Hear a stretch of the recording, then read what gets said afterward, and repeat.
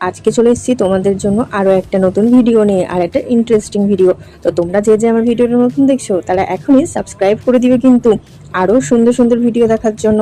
দেখো, বেলফুল কিন্তু সবারই পছন্দের ফুল, আর আমার এই বেলফুল গাছটা ছাদে কিন্তু অনেক দিন ধরে আছে, কিন্তু এইভাবে অনেক দিন থাকলে তার ফুল দেবে না, তাই না?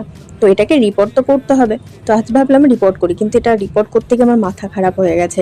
কি কি হলো তোমাদেরকে বলি চলো। দেখো, এটা যেহেতু অনেক দিন ধরে আছে, তো এটার শিকড় একদম মাটিতে পুরো ভরে গেছে। ওটাকে তো আমি বার করতে পারছিলাম না। তারপর যখন বার করলাম, নিচের অংশটা তোমরা দেখতেই পাচ্ছ পুরো শিকড়ে ভরে গেছে। তো আমি সম্পূর্ণ মাটিটাকেই চেঞ্জ করব। গোড়াতে কিছুটা মাটি রেখে বাকি সব মাটি ফেলে দিয়েছি। আর আমি একটা মাটি তৈরি করেছিলাম, সেই মাটিটাতে গাছটা রিপোর্ট করব এখন। আর দেখো, বেশ কিছুদিন পর গাছটা কত সুন্দর গজিয়েছে আর কত ডালপালা বেরিয়েছে। এত কষ্ট করে গাছ রিপোর্ট করাটা আমার সার্থক হয়েছে। তোমাদের এই ভিডিওটা কেমন লাগলো কমেন্টে জানিও। আমার চ্যানেলে গাছেদের আরো অনেক অনেক ভিডিও আছে, তোমরা চাইলে ভিজিট করতে পারো, ভালো লাগবে।